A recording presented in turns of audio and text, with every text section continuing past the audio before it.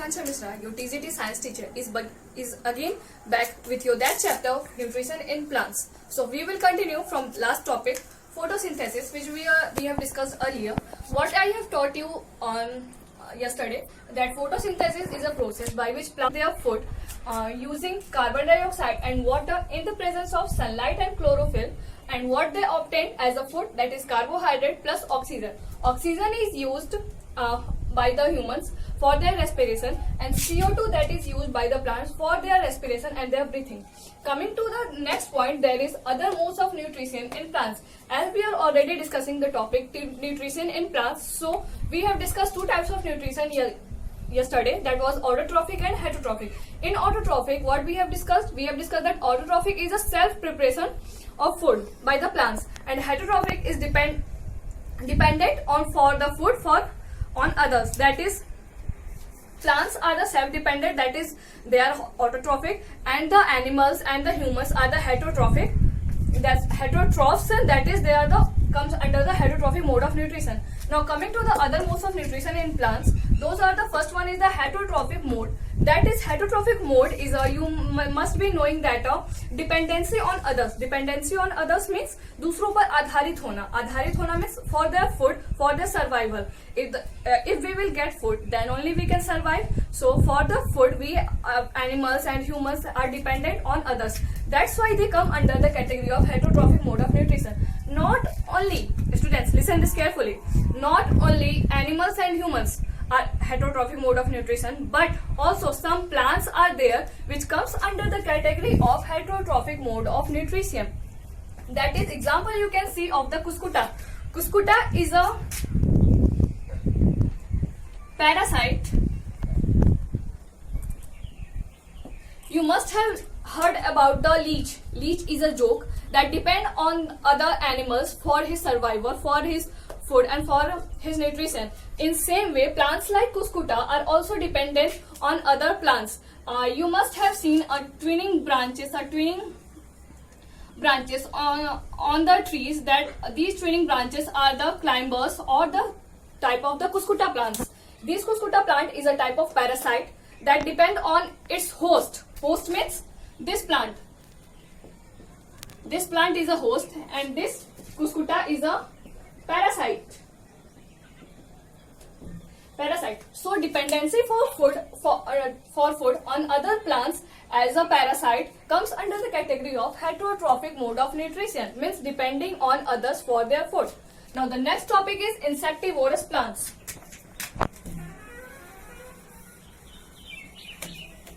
In insectivorous plants, what you can see, that insectivorous clearly means that insects, and vorous means dependent on insects, means the plants which are dependent on insects or plants which use insects as their food comes under the category of insectivorous plants.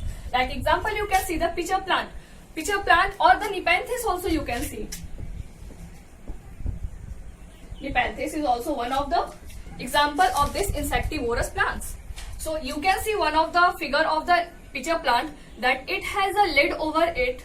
It is a leafy structure, but called a lid, which opens and closes by the time, and it has a roots or the hairs like downwards hairs, which are used to trap the insects inside it.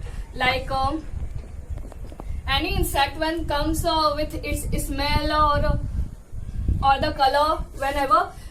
Why we like flowers and plants? Because they look greeny or they look colorful to us. That's why we are more attracted to them.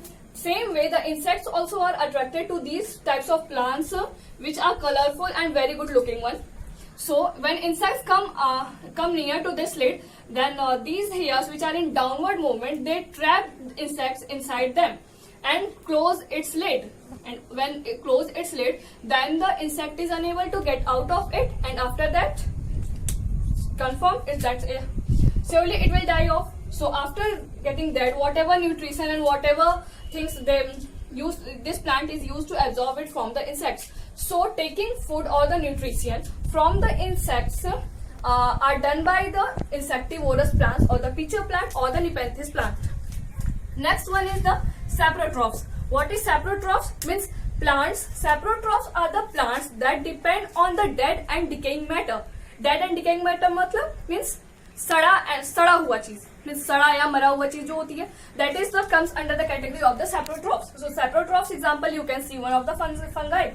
So in the fungi you can see that you must have seen bread mold, like whenever you leave some piece of bread or some piece of rotis in your home, then you must have seen a green molds on it when it got rotten and have a bad smell. So these green structures are the fungi, that is saprotrophs. So these are the fungi, are the animals or the plants, sorry, these are the plants, type of plants. These are the type of plants that depends on the food materials that it can also come on the pickles or the bread molds and other food items. So the saprotrophs are the plants that depends on the other food materials for their nutrition. The last one is the how nutrients replenished in the soil.